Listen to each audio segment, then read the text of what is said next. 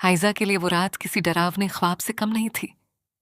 उसका दिल सीने में इस तरह धड़क रहा था जैसे कोई परिंदा पिंजरे में कैद होने के बाद जान बचाने के लिए पर फड़फड़ाता है।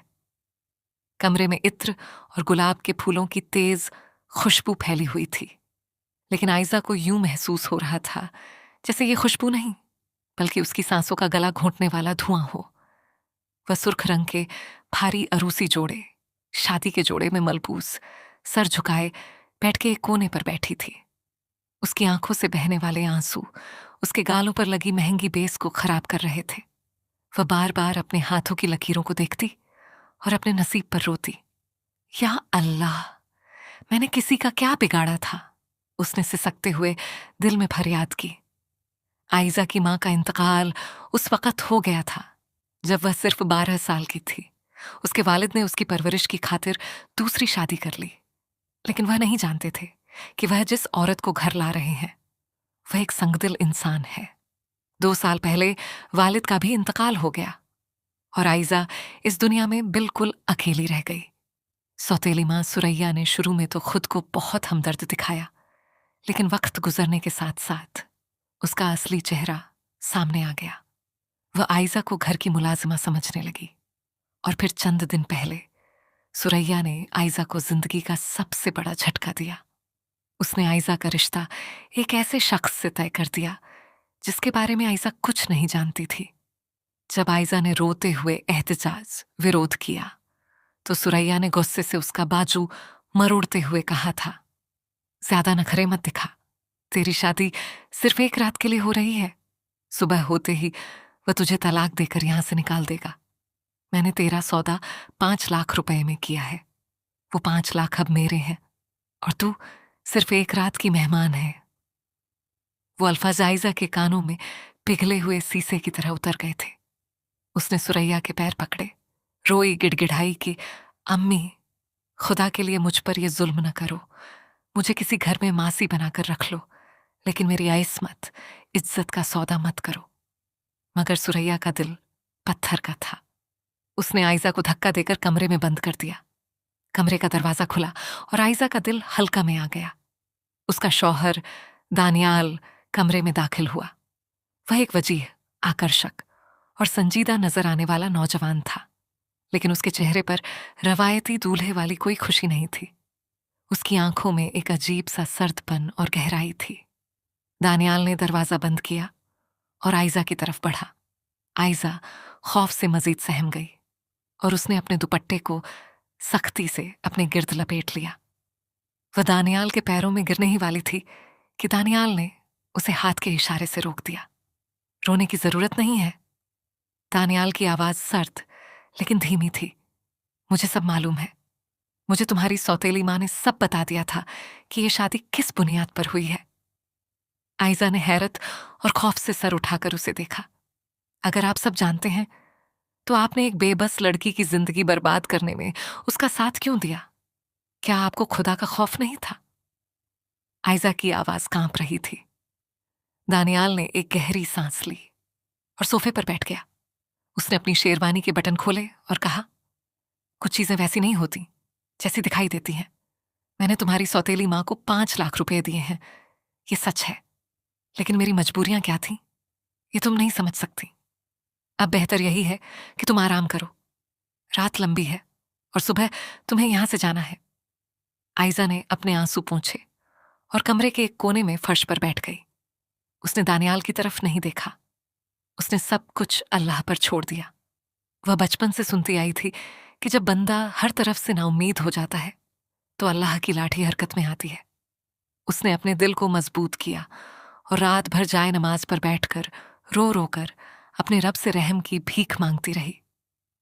दानियाल बेड पर लेटा रहा, लेकिन उसकी आंखें भी छत को तक रही थीं, जैसे वह भी किसी शदीद गंभीर जहनी करब, मानसिक तनाव में मुब्तला हो। सुबह की पहली किरण जब खिड़की के पर्दों को चीरती हुई कमरे में दाखिल हुई तो आयजा का दिल बैठने लगा। वह घड़ी आ गई थी जिसका उसे डर था। अब दानियाल उसे तलाक का कागज थमाएगा और वह दुनिया भर की रुसवाई समेटकर इस घर से निकल जाएगी। वह अब कहां जाएगी? सुरैया तो उसे कभी कबूल नहीं करेगी और मुआशरा, समाज एक रात की तलाक याफ्ता लड़की को जीने नहीं देगा। दानियाल बेड से उठा। उसने नए कपड़े पहने और आयजा के करीब आया। आयजा ने डर के मारे अपनी आंखें बंद कर लीं। वह ज़हनी तौर पर तलाक तलाक तलाक के अल्फाज सुनने के लिए तैयार थी, लेकिन दानियाल ने ऐसा कुछ नहीं कहा। उसने अपनी जेब में हाथ डाला और एक भारी बड़ा सफेद लिफाफा निकाला। उसने वो लिफाफा आयजा की झोली में फेंक दिया। ये लो, दानियाल ने कहा, इसे रख लो, ये तुम्हारा हक है। आयजा ने कांपते हाथों से उस लिफाफे को उठाया। उसका दिल पूरी तरह धड़क रहा था। उसने सोचा कि शायद इसमें तलाक के कागजात के साथ कुछ रकम होगी जो उसकी कीमत के तौर पर दी जा रही है। लेकिन जैसे ही उसने लिफाफा खोला, उसके पैरों तले से जमीन निकल गई और उसका दिल फट गया। खौफ से नहीं, बल्कि शदीद हैरत और सदमे से। लिफाफे के अंदर कोई तलाकनामा नहीं था, बल्कि उसमें दानियाल के घर के मलकियती कागजात, ऑनरशिप डॉक्यूमेंट्स थे जो आयजा के नाम मुंतकिल ट्रांसफर हो चुके थे। और साथ ही एक खत था जिस पर दानियाल के दस्तखत थे। आयजा ने रोते हुए वो खत पढ़ना शुरू किया। खत में लिखा था, आयजा, मुझे मालूम है तुम इस वक्त मुझसे शदीद नफरत कर रही होगी और मुझे एक गुनाहगार इंसान समझ रही होगी, लेकिन सच ये है कि मैंने तुम्हारी असमत का सौदा नहीं किया, बल्कि तुम्हें उस जहन्नम से निकालने का फैसला किया था। तुम्हारी सौतेली मां सुरैया दरअसल मेरे वालिद की जायदाद हड़पने वाले गिरोह का हिस्सा थी। वह तुम्हें किसी ऐसे शख्स को बेचने वाली थी जो तुम्हारी जिंदगी बर्बाद कर देता। जब मुझे इस बात का इल्म हुआ तो मैंने सुरैया को 5 लाख रुपए का लालच दिया ताकि वह तुम्हारी शादी मुझसे कर दे। मैं चाहता तो पुलिस को बुला सकता था, लेकिन सुरैया इतनी अय्यार चालाक थी कि वह तुम्हें ही बदनाम कर देती। मैंने तुमसे शादी सिर्फ इसलिए की ताकि तुम्हें कानूनी तौर पर तहफ्फुज़, सुरक्षा दे सकूं। ये घर जो मैंने तुम्हारे नाम कर दिया है, ये तुम्हारी सिक्योरिटी है। मैं तुम्हें तलाक नहीं दे रहा। तुम मेरी इज्जत हो, मेरी बीवी हो, लेकिन मैं तुम पर अपनी मोहब्बत या ये रिश्ता जबरदस्ती मुसल्लत थोप नहीं करना चाहता। अगर तुम मेरे साथ एक सच्ची बीवी बनकर रहना चाहो तो ये घर तुम्हारा है और मेरा दिल भी। और अगर तुम आजाद होना चाहो तब भी ये घर तुम्हारा ही रहेगा, ताकि तुम्हें किसी के आगे हाथ न फैलाना पड़े। मैंने रात भर तुम्हारी इबादत और अल्लाह पर तवक्कुल, भरोसा देखा है।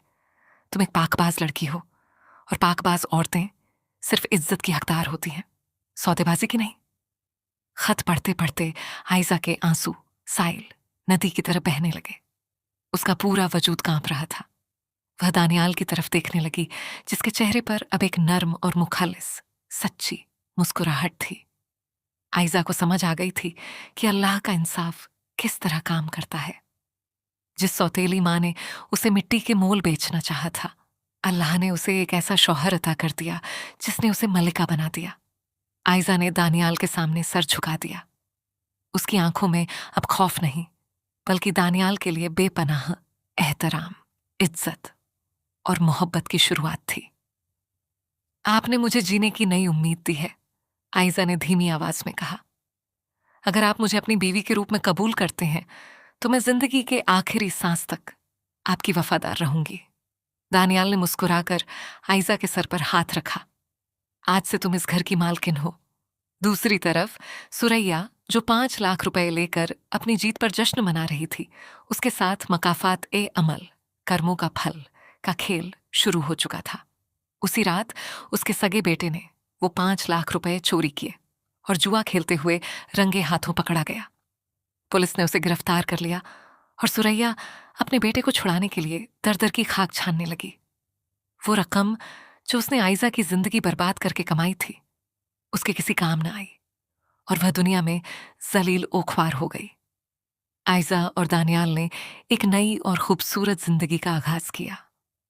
आयजा का अल्लाह पर यकीन मजीद पुख्ता हो गया था कि इंसान चाहे जितनी भी बड़ी साजिश कर ले, लेकिन आखिरी फैसला हमेशा उस रब का होता है जो दिलों के भेद जानता है और बेबसों का हामी और मददगार है।